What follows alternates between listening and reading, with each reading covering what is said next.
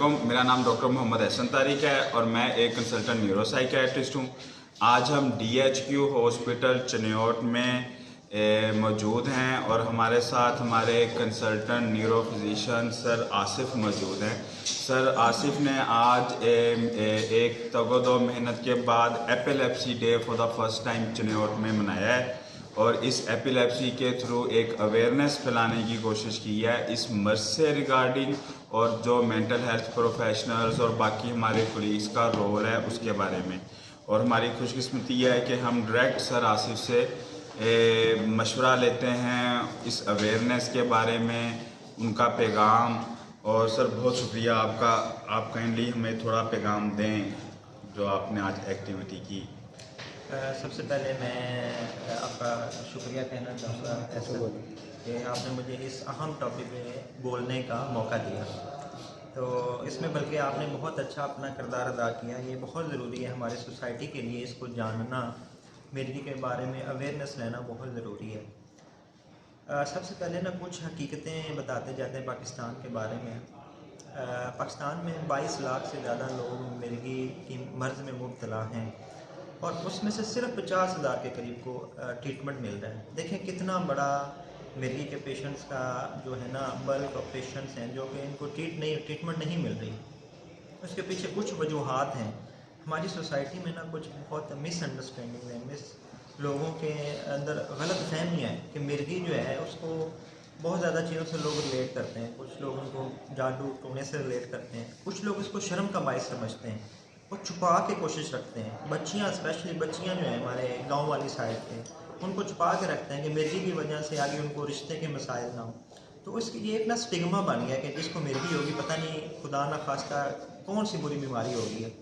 ऐसा बिल्कुल नहीं है। मिर्गी एक काबिल इलाज मर्ज़ है। लोगों को यही बताना है कि इसका इसी तरह इलाज करवाएं जैसे आप ब्लड प्रेशर का करवाते हैं, जैसे शुगर का करवाते हैं। अगर आप शुगर की दवाई नहीं खाएंगे तो क्या शुगर कंट्रोल रहेगी? नहीं रहेगी। इसी तरह मिर्गी की दवाई नहीं खाएंगे तो झटके होंगे। मिर्गी वो बीमारी झटकों की शक्ल में सामने आती है, तो आप दवाई खाते रहेंगे तो आप ठीक रहेंगे। और 70% लोग सादा सी दवाइयों से बिल्कुल ठीक हो जाते हैं। तो हमने मैसेज ये है कि हमने इसको छुपाना नहीं है, हमने इसका इलाज करवाना है। और ख़ास तौर पे गांव वाली साइड पे जो बेटियां और जो लोग हैं जो इसको छुपाते हैं, तो मेरी उनसे दरख्वास्त है कि इसका बाहर निकले, इलाज करवाएं।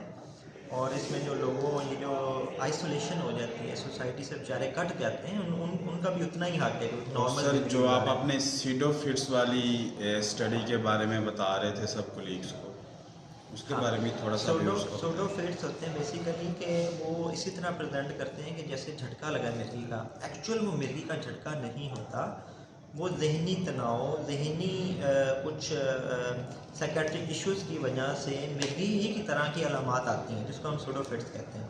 तो सूडोफिट्स जो है ना, कुछ स्टडीज़ हैं कि जो एपिलेप्सी के पेशेंट्स होते हैं उनके अंदर दो तरह के फिट्स भी चाले होते हैं। एक सही वाले असल ट्रू फिट्स होते हैं और कुछ सूडो फिट्स होते हैं जो कि वो फिट्स की वजह से, लोगों के रवैये की, मुआशरे की वजह से उनके अंदर डिप्रेशन हो जाता है, एंग्जाइटी हो जाती है, जिसकी वजह से उनको बीच में सूडो फिट्स भी आ रहे होते हैं।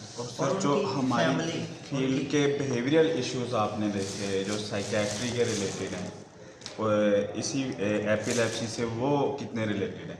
हाँ, बिहेवियरल हमारे बहुत से साइकेट्री और एपिलेप्सी में ओवरलैप होता है। एपिलेप्सी जब भी आ जाता है उसको हमने, ये यंग पेशेंट है, उसको हमने देखना ज़रूरी है कि ये ट्रू है या सूडो है। सूडो है तो फ़ौरन साइकेट्रिस्ट से एवेलुएट करवाना चाहिए। अगर ट्रू है तो न्यूरो फिजिशियन या अदर फिजिशियन जो है, आपके करीबी डॉक्टर है जो कि डॉक्टर होना, क्वैक से बचना चाहिए, डॉक्टर से इलाज करवाना चाहिए, तो उनको दिखाना ज़रूरी है। तो बहुत सी ऐसी चीज़ें आ रही होती हैं जो कि ओवरलैप कर रही होती हैं। ओवरलैप से मुराद ये है कि वो सिम्टम्स सूडोफिट्स के और फिट्स के मिलते जुलते होते हैं, वो हमने देखना होता है। उसमें कुछ डिफरेंशिएटिंग पॉइंट है, उसकी बुनियाद पर डॉक्टर डिसाइड करता है कि ये ट्रू है या सूडो है।